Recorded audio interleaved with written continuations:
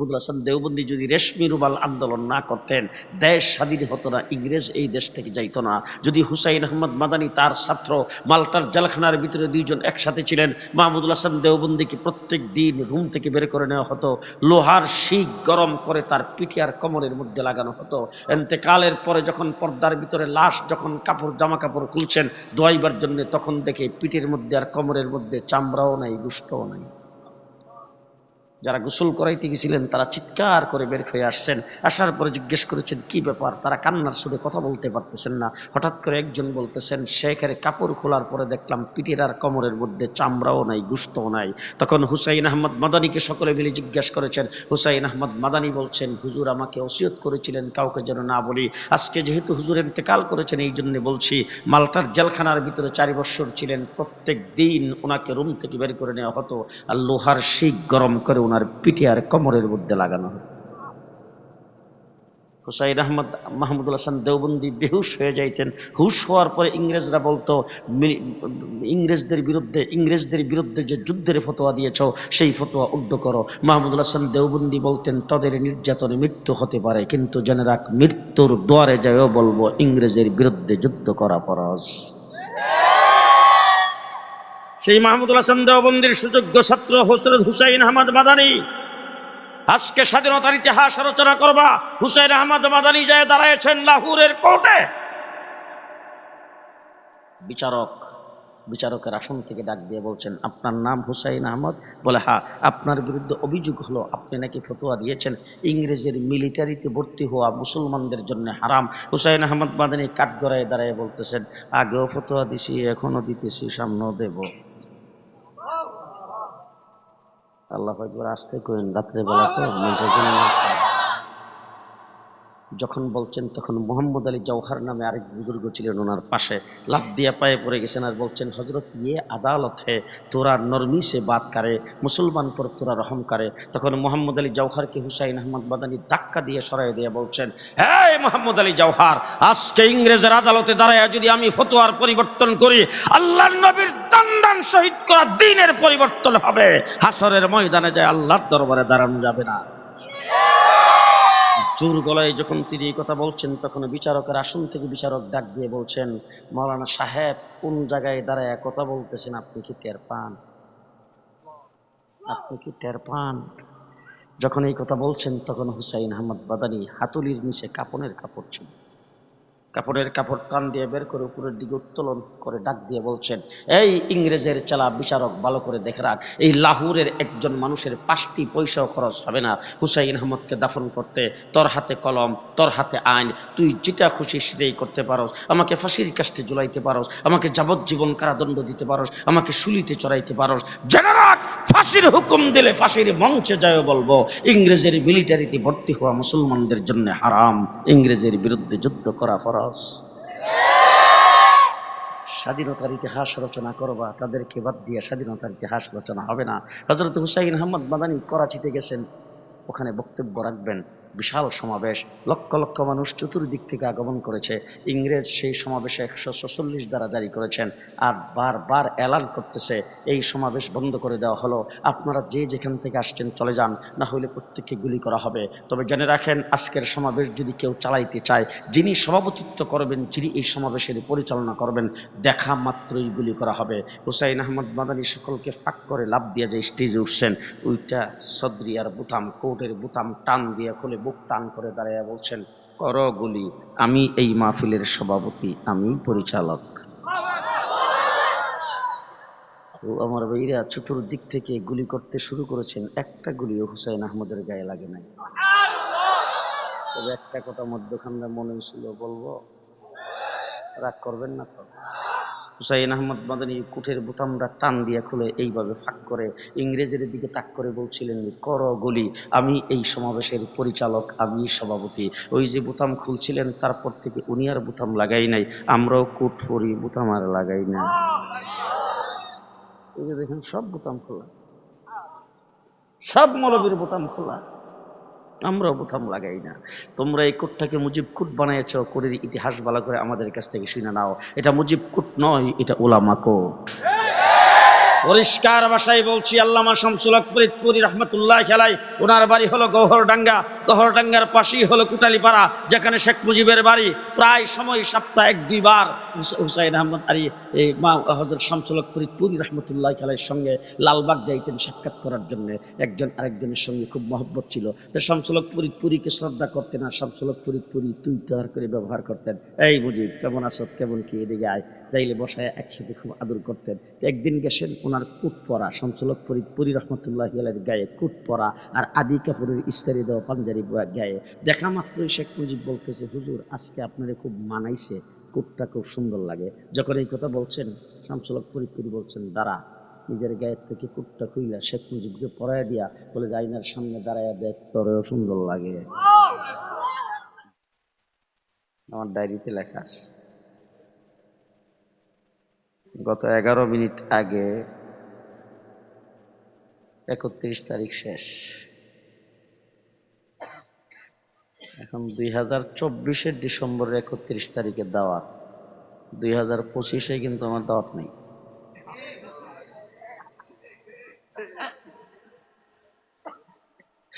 এখন 2025 শুরু।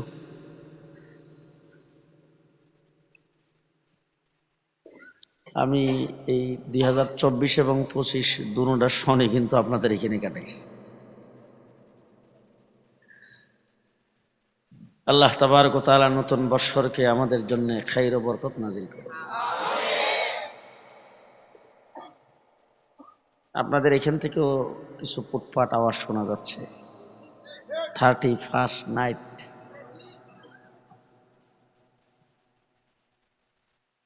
আমরা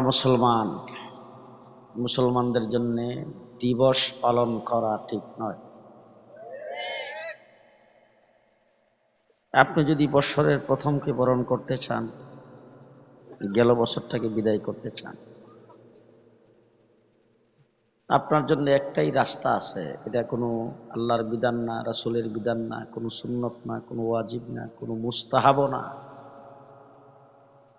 কিন্তু আপনি একজন মুসলমান হিসাবে এইটুক পারেন, গত বছরের জন্য তওবা করেন, সামনের বছরটার জন্য আল্লাহর দরবারে দোয়া করেন, আল্লাহ সামনের বছরে আমাদেরকে হায়াত দাও, আমাদের রিজিক বাড়ায়া দাও, বিপদ আপদ বালা মুসিবত থেকে আমাদেরকে হেফাজত করো। আজকে আপনারা এখানে গভীর রাত্র পর্যন্ত এখানে আছেন। আপনাদের এখান থেকে অবশ্য আমি আশেপাশে কোনো মাইকের আওয়াজ আর শুনতেছি না। আমি আগে আরো মাহফিলে বয়ান করে এসেছি, প্রত্যেকটা মাহফিলে, এক মাহফিলে দাঁড়াইছি, আরেক মাহফিলের মাইকের আওয়াজ শোনা যায়। প্রতি রাত্রে 4000-এর উপরে বাংলাদেশে ওয়াজ মাহফিল হয়। পৃথিবীর মানচিত্রে দেশটা মুসলমানের দেশ। আমাদের দেশের মতো এত কোরআনে হাফেজ পৃথিবীর কোথাও নেই। কোরআন আরবি ভাষায় নাজিল হয়েছে। সৌদি আরব সহ আরব আমিরাত, কাতার, কুয়েত,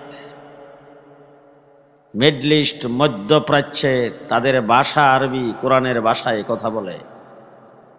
কোরআন ওখান থেকে আগমন করেছে, কিন্তু ওই জায়গায়ও বাংলাদেশের এত হাফেজ নাই।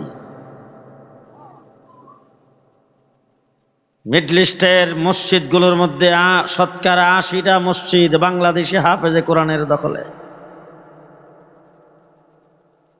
গোটা পৃথিবীর সমস্ত মুসলিম রাষ্ট্রগুলির ভিতরে বাংলাদেশে সবচাইতে বেশি আলেম। এত মসজিদ, এত মাদ্রাসা পৃথিবীর কোন মুসলিম দেশেও নাই। ইসলামের জন্য একটি উর্বর ক্ষেত্র বাংলাদেশ। অনেক চেষ্টা তদবির হয়েছে গত 54 বৎসর বাংলাদেশ থেকে ইসলামকে বিদায় করার জন্য, কিন্তু চেষ্টা করেও পারে নাই। গত জুলাই আগস্টের আন্দোলনে যারা রাস্তাঘাটে রক্ত দিয়েছেন, মসজিদে আজান হওয়ার পরে তারাই রাস্তায় দাঁড়ায় ইমাম বানায় জামাতের সাথে নামাজ আদায় করেছে।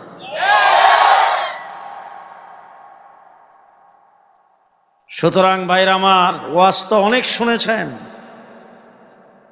কয়েকটা কথা আপনাদের সামনে বলতে চাই, ধরে রাখবেন।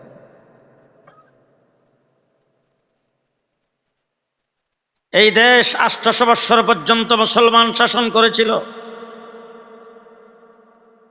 এরপরে এই দেশটা দখল করেছে ইংরেজ। ইংরেজ থেকে এই দেশ স্বাধীন করার জন্য কোনো নেতা, কোনো লিডার, কোনো দলের সভাপতি, সেক্রেটারি কথা বলে নাই। সর্বপ্রথম ইংরেজের বিরুদ্ধে হুঙ্কার দিয়েছেন একজন মৌলবী, তার নাম শাহ আব্দুল আজিজ মুহাদ্দিসে দেহলভী রাহমাতুল্লাহ আলাইহি। 1802 খ্রিস্টাব্দে দিল্লির জামে মসজিদের মিম্বর থেকে হুঙ্কার দিয়ে বলেছেন, এই বাংলাদেশের, ভারতবর্ষের মুসলমানেরা, তোমরা পরাধীন হয়ে গেছো, তোমাদের ক্ষমতা ইংরেজ দখল করে নিয়েছে, দেশকে স্বাধীন করার জন্য তোমাদের মুক্তিযুদ্ধ করা ফরজ। এরপরে আমরা 250 বৎসর লড়াই করেছি। আজকে আপনাদের এখানে দাঁড়ায় বলতে চাই, আমাদেরকে স্বাধীনতার ইতিহাস বলে দেওয়া হয়েছে। আমাদেরকে দেখলে এমনি চায় মৌলবী মিলাদ পড়ার জন্য। আমরা মিলাদের মৌলবী নয়। দেশের জন্য রক্ত আমরা দিয়েছি। 3.5 লক্ষ আলেমকে পানিতে ডুবাইয়া, আগুনে পোড়ায়া, ফাঁসির কাষ্ঠে ঝুলাইয়া হত্যা করেছে ইংরেজ। 3.5 লক্ষ। একদিনে 14,000 আলেমকে ফাঁসির কাষ্ঠে ঝুলানো হয়েছে। ঢাকার ভিক্টোরিয়া পার্কের এমন কোন গাছ ছিল না যেই গাছের ডালায় আলেমদের লাশ মাসের পর মাস না ঝুলছে। রক্ত দিয়ে সংগ্রাম করে দেশ স্বাধীন আমরা করেছি। 1857 খ্রিস্টাব্দে দারুল উলুম দেওবন্দ মাদ্রাসা যিনি প্রতিষ্ঠা করেছেন, যেই মাদ্রাসার ছাত্র মাওলানা আব্দুল কবির সাহেব, সেই মাদ্রাসার প্রতিষ্ঠাতা কাসেম নানতুবি রহমতুল্লাহ আলাইহি যুদ্ধের ময়দানে প্রধান সেনাপতি ছিলেন, আজাদী আন্দোলনে প্রধান সেনাপতি ছিলেন। 1857 থেকে 1866 পর্যন্ত 14,000 আলেমকে একদিনে ফাঁসির কাষ্ঠে ঝুলানো হয়েছে। গণাবাসা কয়েকজন আলিম বেঁচে ছিলেন, তার মধ্যে ঘটনাক্রমে বেঁচে গেছেন কাসেম নানতুবি রহমতুল্লাহ আলাইহি। 1866 সনে দেওবন্দের আনার গাছের নিচে একজন উস্তাদ ঠিক করেছেন, তার নাম মাহমুদ, আর যিনি ছাত্র পড়তে আসছেন তার নামও মাহমুদুল হাসান। এই মাহমুদুল হাসানকে আলিফ বা তাসা আনার গাছের নিচে বসে সবক দিয়েছিলেন। সে মাহমুদুল হাসান কালক্রম হয়েছে শাইখুল আরব ওয়াল আজম, শাইখুল আলম, শাইখুল হিন্দ মাহমুদুল হাসান দেওবন্দি রহমতুল্লাহ আলাইহি। মাহমুদুল হাসান দেওবন্দি যদি রেশমি রুমাল আন্দোলন না করতেন, দেশ স্বাধীন হতো না, ইংরেজ এই দেশ থেকে যাইতো না। যদি হুসাইন আহমদ মাদানী তার ছাত্র মাল্টার জেলখানার ভিতরে 2 জন একসাথে ছিলেন, মাহমুদুল হাসান দেওবন্দিকে প্রত্যেক দিন রুম থেকে বের করে নেওয়া হতো, লোহার শিক গরম করে তার পিঠে আর কোমরের মধ্যে লাগানো হতো। এন্তেকালের পরে যখন পর্দার ভিতরে লাশ, যখন কাপড় জামা কাপড় খুলছেন দোয়াইবার জন্য, তখন দেখে পিঠের মধ্যে আর কোমরের মধ্যে চামড়াও নাই, গোশতও নাই। যারা গোসল করাইতে গেছিলেন তারা চিৎকার করে বের হয়ে আসছেন। আসার পরে জিজ্ঞেস করেছেন কি ব্যাপার, তারা কান্নার সুরে কথা বলতে পারতেছেন না। হঠাৎ করে একজন বলতেছেন, শেখের কাপড় খোলার পরে দেখলাম পিঠের আর কোমরের মধ্যে চামড়াও নাই, গোশতও নাই। তখন হুসাইন আহমদ মাদানীকে সকলে মিলে জিজ্ঞেস করেছেন। হুসাইন আহমদ মাদানী বলছেন, হুজুর আমাকে ওসিয়ত করেছিলেন কাউকে যেন না বলি। আজকে যেহেতু হুজুর ইন্তেকাল করেছেন এই জন্য বলছি। মাল্টার জেলখানার ভিতরে 4 বছর ছিলেন, প্রত্যেক দিন ওনাকে রুম থেকে বের করে নেওয়া হতো আর লোহার শিক গরম করে ওনার পিঠে আর কোমরের মধ্যে লাগানো হয়। হুসাইন আহমদ মাহমুদুল হাসান দেওবন্দি বেহুশ হয়ে যাইতেন। হুশ হওয়ার পরে ইংরেজরা বলতো, ইংরেজদের বিরুদ্ধে যে যুদ্ধের ফতোয়া দিয়েছ সেই ফতোয়া উদ্ধ করো। মাহমুদুল হাসান দেওবন্দি বলতেন, তাদের নির্যাতনে মৃত্যু হতে পারে, কিন্তু জেনে রাখ মৃত্যুর দুয়ারে যায়ও বলবো ইংরেজের বিরুদ্ধে যুদ্ধ করা ফরজ। সেই মাহমুদুল হাসান দেওবন্দির সুযোগ্য ছাত্র হযরত হুসাইন আহমদ মাদানী। আজকে স্বাধীনতার ইতিহাস আলোচনা করবা, হুসাইন আহমদ মাদানী যায় দাঁড়ায়ছেন লাহোরের কোর্টে। বিচারক বিচারকের আসন থেকে ডাক দিয়ে বলছেন, আপনার নাম হুসাইন আহমদ? বলে হ্যাঁ। আপনার বিরুদ্ধে অভিযোগ হলো আপনি নাকি ফতোয়া দিয়েছেন ইংরেজের মিলিটারিতে ভর্তি হওয়া মুসলমানদের জন্য হারাম। হুসাইন আহমদ মাদানী কাঠগড়ায় দাঁড়ায় বলতেছেন, আগেও ফতোয়া দিছি, এখনো দিতেছি, সামনেও দেব। আল্লাহ একবার আসতে করেন, রাত্রে বেলা তো মেয়েটার জন্য। যখন বলছেন তখন মোহাম্মদ আলী জওহার নামে আরেক বুজুর্গ ছিলেন, ওনার পাশে লাফ দিয়ে পায়ে পড়ে গেছেন আর বলছেন, হজরত ইয়ে আদালত হে, তোরা নরমি সে বাত করে, মুসলমান পর তোরা রহম করে। তখন মোহাম্মদ আলী জওহারকে হুসাইন আহমদ মাদানী ধাক্কা দিয়ে সরাই দিয়ে বলছেন, হ্যাঁ মোহাম্মদ আলী জওহার, আজকে ইংরেজের আদালতে দাঁড়ায় যদি আমি ফতোয়ার পরিবর্তন করি, আল্লাহর নবীর দান শহীদ করা দ্বীনের পরিবর্তন হবে। হাসরের ময়দানে যায় আল্লাহর দরবারে দাঁড়ানো যাবে না। জোর গলায় যখন তিনি এই কথা বলছেন, তখন বিচারকের আসন থেকে বিচারক ডাক দিয়ে বলছেন, মাওলানা সাহেব, কোন জায়গায় দাঁড়ায় কথা বলতেছেন, আপনি কি টের পান? আপনি কি টের পান?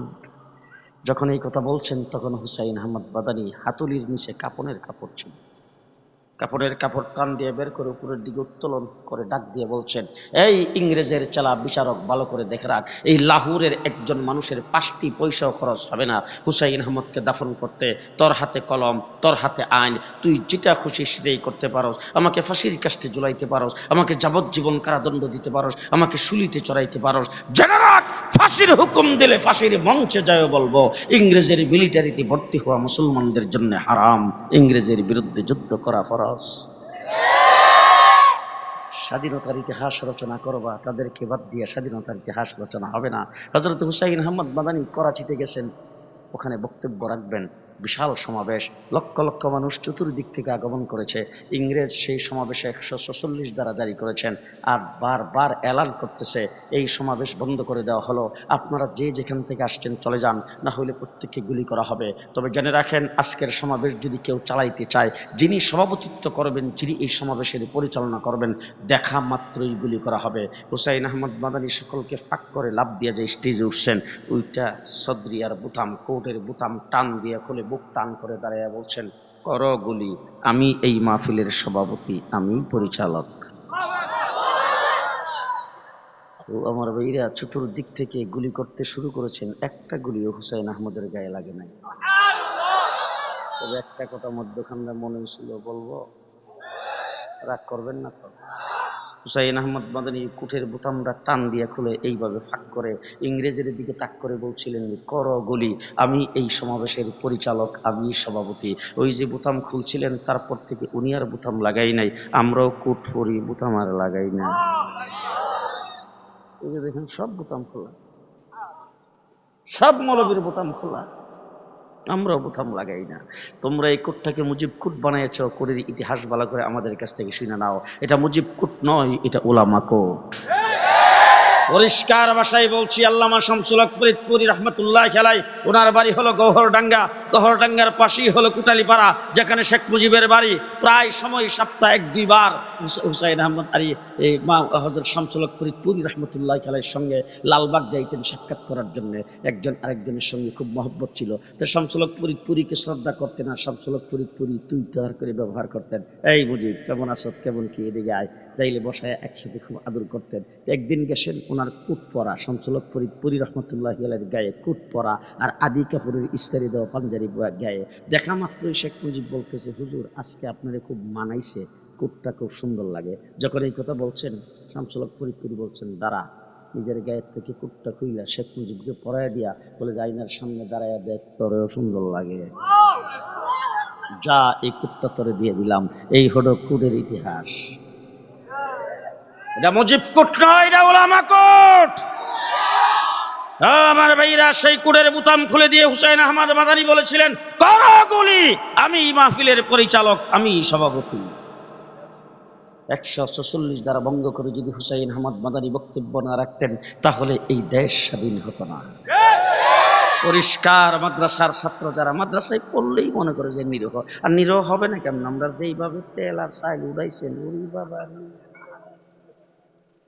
এরা তেল আর চাইল উড়ানোর দিক কি তো এরা দিলিয়েছে মহিলা। মাদ্রাসার ছাত্ররা ভালো করে বুক টান করে থাকবা, দেশ স্বাধীন আমরা করেছি, দেশের জন্য রক্ত আমরা দিয়েছি। রিমান্ডে ছিলাম 1.5 মাস। প্রত্যেক দিন আমাকে অন্তত 20, 30, 40 বার করে গালি দিত, তুই পাকিস্তানি রাজাকার, তুই পাকিস্তানি রাজাকার। 7টা টিমে আমাকে রাত্র দিন 24 ঘন্টা 1.5 মাস জিজ্ঞাসাবাদ করেছে। 7টা টিম যা করছে সেগুলি বলতে গেলে সারা রাত্র লাগবে। কিন্তু আমাকে বলি তো তুই রাজাকার, তুই রাজাকার, তুই পাকিস্তানি রাজাকার। আরে ভাই, পাকিস্তান তো একদিনের জন্য যাই নাই, পাকিস্তানের সঙ্গে তো আমাদের আলাদা কোনো খাতির নাই, আমার পাসপোর্টের মধ্যে পাকিস্তানের কোনো ভিসা নাই, কোনো সিল নাই। তোমরা আমাদেরকে পাকিস্তানি রাজাকার বলে, তোমরা মুক্তিযোদ্ধাদের স্লোগান যারা দিতা, মুক্তি দায় দাঁড়ায় বলতা পালাবো না।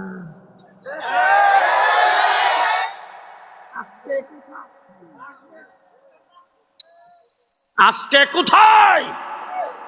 পরিষ্কার ভাষায় বলছি, আমরা পাকিস্তানি রাজাকার নয়, তোমরা সবাই ইন্ডিয়ান রাজাকার, ইন্ডিয়ান রাজাকার।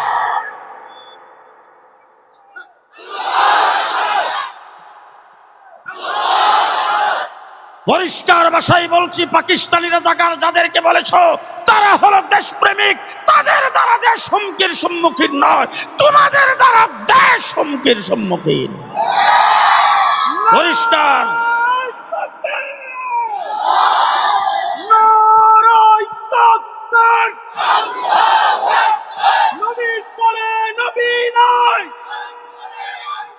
পরিষ্কার ভাষায় বলছি, ভালো করে মনে রাখেন, আমাদের দ্বারা যাদেরকে বলতা পাকিস্তানি রাজাকার, তারা হলো দেশপ্রেমিক, দেশের জন্য আন্দোলনের সংগ্রামে আমরা সবসময় মাঠে আসি। তোমরা বলতা খেলা হবে, খেলার জন্য তো আমরা 15 বছর পর্যন্ত মাঠে ছিলাম। জেলে যাওয়ার আগে আপনাদের এই মাহফিলে আসছি, জেলে যাওয়ার আগে যেই ভাষায় কথা বলছি, জেল থেকে আইসা তো এই ভাষায় কথা বলছি। কোনো বেশ কম হয়েছে? বেশ কম হয়েছে। পরিষ্কার। আমাকে যখন জিজ্ঞাসাবাদ করার জন্য একটা টিম আসছে, এসে খুব বেশি গালিগালাজ করতেছে। আমার সামনে একটা অফিসার ছিল, একবারে মানে অল্প বয়স, সে নাকি বিসিএস ক্যাডার হয়ে আইসে তারপরে মানে ছাত্রলীগের ক্যাডার বড় পদে উঠে গেছে। আমার সামনে বৈশা গালিগালাজ যখন শুরু করছে, একদম নাক বরাবর আঙ্গুল নিয়ে বলছে, সাবধান বেয়াদব থাকা, সাবধান বেয়াদব থাকা। তোমার এইখানে চুরি ডাকাতি করে আসছি, কার সাথে কথা বলো, সাবধানে কথা বলো, একদম চুপ। সুতরাং 15 বছর খেলার মাঠে ছিলাম, তোমরা আমাদের সঙ্গে খেলছো পুলিশের অস্ত্রের বিনিময়ে। আজকে পুলিশ তোমাদের সাথে নাই, কোথায় ঢুকে গেছো? তোলারাশি দিয়ে বাড়ি সালান দিয়েও তো পাওয়া যায় না। তোলারাশি দিয়ে বাড়ি সালান দিয়েও তো পাওয়া যায় না। তোমাদের জন্য আমাদের দেশ আজকে হুমকির সম্মুখীন। পরিষ্কার ভাষায় বলছি, প্রকাশ্যে বলছি, সচিবালয়ে আগুন তোমরাই লাগাইছ, ইসকনকে তোমরা জ্বালিয়ে দিয়েছ, আইনজীবীকে চট্টগ্রামে তোমরাই হত্যা করেছ। পরিষ্কার বলব, অন্তর্বর্তীকালীন সরকার আপনাদের সাথে আমরা আছি, নরম হওয়ার কোনো কারণ নাই। মাটির নিচ থেকে হইলেও ধরতে হবে। 15 বছর পর্যন্ত ভারতের প্ররোচনায় দিনের বুট রাতে করে ক্ষমতায় ছিল। হ্যাঁ, এবার বক্তৃতায় বলছো স্বামী স্ত্রীর সম্পর্ক, এখন গেছো কো? হ্যাঁ, প্রেম করে যদি কোনো বাবার সন্তান যদি ভাগ্যা যায়, প্রেম করে কোনো বাবার মেয়ে যদি ভাগ্যা জায়গা, হেরে আর ফিরে আইলে জায়গা দেখো জি, যৌতুক তো দেয়। তাহলে ঘটনাটা কি? আমাদের মেয়েটারও ভাগ্যে গেল, এটারও জায়গা দিলা, এরপর আবার 16ই ডিসেম্বরে বক্তৃতা দিছ, হিন্দুস্তানের স্বাধীনতা, হিন্দুস্তানের বিজয়। মেয়েটাও নিছ, যৌতুক তো চাও। সাবধান করে দিলাম, বাংলাদেশের দিকে চোখ তুইলা তাকাইবা, চোখ উকড়ে ফেলা হবে। দেশ মুসলমানের দেশ, তোমার বড় সম্পদ আছে, তোমার জনবল বেশি, তোমার রাষ্ট্র বড়, তোমার সৈন্য বেশি, সেইটা দেখার চিন্তা করার আমাদের টাইম নাই। আমরা বদরের যুদ্ধের উত্তরসূরি, আমরা খালিদ বিন ওয়ালিদের উত্তরসূরি, আমরা হযরত আলীর উত্তরসূরি, আমরা আমির হামদার উত্তরসূরি, আমরা হযরত হুসাইনের উত্তরসূরি। আমাদের দিকে, আমাদের সম্পর্কে, বাংলাদেশ সম্পর্কে মন্তব্য করতে মোদী সাহেবকে বলবো একটু সাবধানে করেন। আর আফগানিস্তানের দিকে ছায়া করেন। আফগানিস্তানে লাঠি ডান্ডা দিয়ে বেরিয়ে আমেরিকার মতো পরাশক্তিকে বিদায় করে দিয়েছে। সুতরাং মোদী সাহেবকে বলবো আপনারও দুটিটা সামলান, নতুবা বাংলাদেশ নিয়ে বাড়াবাড়ি করবেন সুজা প্যাম্পাস পরাইয়া ছেড়ে দেওয়া হবে। আমরা মুসলমান, আমরা আস্তে আস্তে করেন, আস্তে করেন, আস্তে করেন, আমরা মুসলমান, আমরা মুসলমান, আমরা মুসলমান হিসাবেই থাকতে চাই। আমাদের উপর কে আক্রমণ করতে আসবে, কেল্লা কাটাইয়া দেব, ইসলাম দেব না। রাজি আছেন? রাজি আছেন? কেল্লা কাটাইয়া দেব, জীবন দিয়ে দেব, ঈমান দেব না। রাজি আছেন না সবাই? রাজি আছেন না সবাই? আমরা মুসলমান, মুসলমান হিসেবে বসবাস করতে চাই, ইসলাম নিয়ে থাকতে চাই। দেশটা মুসলমানের দেশ। যখন এই দেশে আন্দোলন আর সংগ্রাম হয়েছে, আজকে ইতিহাস লেখবা, ইতিহাস আমাদের কাছ থেকে শোনো। হাকিমুল উম্মত আশরাফ আলী থানভী রহমতুল্লাহি আলাইহি কায়েদে আজম মোহাম্মদ আলী জিন্নাহকে যদি সমর্থন না করতেন, তাইলে কোন অবস্থাতেই দেশ স্বাধীন হতো না। কায়েদে আজম মোহাম্মদ আলী জিল্লার সাথে হজরতে হুসাইন, হজরত হাকিমুল উম্মত আশরাফ আলী থানভী রহমতুল্লাহি আলাইহি জাফর আহমদ উসমানী আর শিব্বির আহমদ উসমানীকে যদি না দিতেন, তাইলে এই দেশ স্বাধীন হতো না। দেশ 1947-এ যখন স্বাধীন হয়েছে, তখন এই দেশের পতাকা উত্তোলন করেছেন দুইজন মৌলবী, একজন শিব্বির আহমদ উসমানী আর একজন জাফর আহমদ উসমানী। সর্বপ্রথম যে অ্যাসেম্বলি হয়েছে, সেই অ্যাসেম্বলির স্পিকার সভাপতিত্ব করেছেন হযরত জাফর আহমদ উসমানী রাহমাতুল্লাহি আলাইহি। তোমরা কোন স্বাধীনতা আমাদেরকে শিখাও, এবার বাংলাদেশের কথাটা বললেই শেষ। আমাদের এই দেশটা স্বাধীনের পরে ছিল পূর্ব পাকিস্তান।